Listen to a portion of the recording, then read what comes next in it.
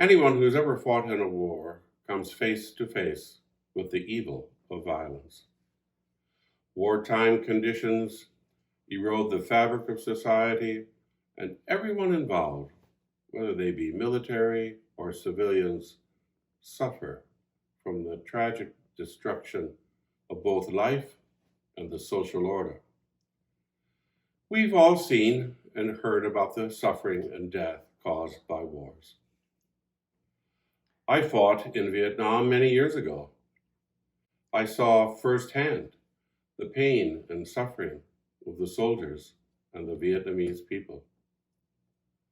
It felt like I was part of humanity at its worst. But that experience also drove me to reflect on the source of good and evil that comes from the human heart. It created in me a profound commitment to the priority of peace.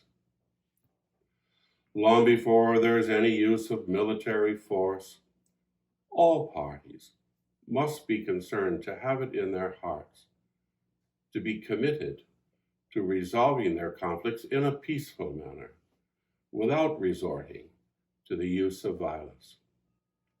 And this is something that we must urge upon the leaders of all nations.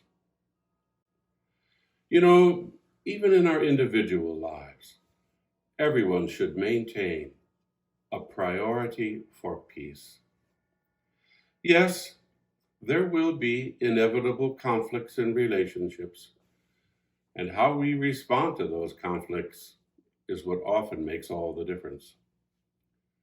If we hold peace as our highest value, well, then we're likely to avoid any harsh words or actions that could cause further hurt or, worse, spark a violent reaction. St. Francis of Assisi was known as a man of peace because he carried the peace of God in his heart, and he had a deep respect for all of God's creatures. That's where peace begins. After the war, when I became a Franciscan friar, I learned about St. Francis and how his deep inner peace with God influenced his attitudes and actions towards all people and all creation. He would intervene to resolve tensions between local townfolk, as well as tensions between princes and popes.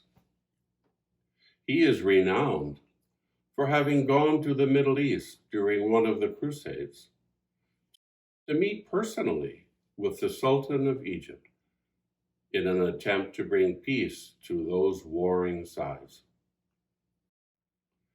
St. Francis has been an inspiration to thousands of people ever since, to be peacemakers of one kind or another.